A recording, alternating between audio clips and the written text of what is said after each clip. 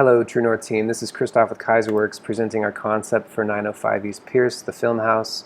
I'll be presenting 3 different plans, each of which take the original home, the historic home, and treat it as a historic restoration project. This is something that historic preservation will require, but it's also something that I think we all feel strongly about, reinforcing the fabric of these historic neighborhoods and letting this read like a house from the street. This also reinforces this sense of wonder and discovery that this project will very much be about. Coming into the front yard, you pass through a patio area that can be either defined by a few Adirondack chairs tucked underneath of shade trees, or more robust seating, as we're showing here, with large community tables, 4-top tables tucked underneath of these 2 large mesquite trees.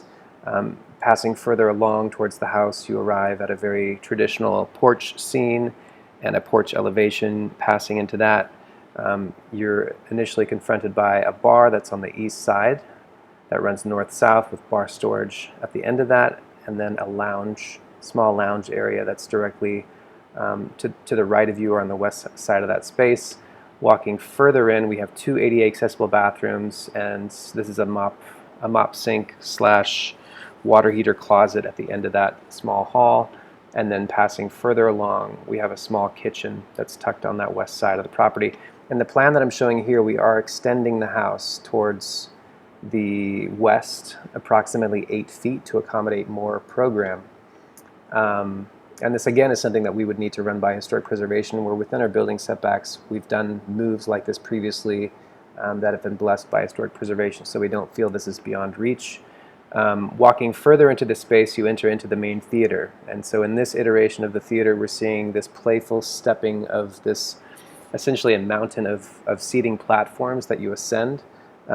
These forms would continue all the way to the east side of the building envelope on this side, and then we're carving a hall underneath of that form, so you would pass through to the backyard by going underneath of this form.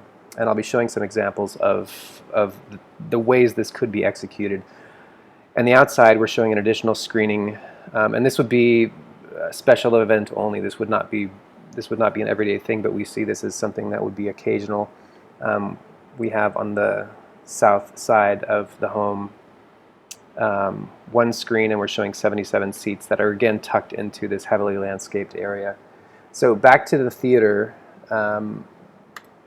One precedent that we looked at as we were considering the space is the Prada store by OMA in Manhattan, and this is a large stepping amphitheater with stairs on one side, very sculptural form. In our case, this would not be an upward curving wood wall. On the other side, this would be a screen.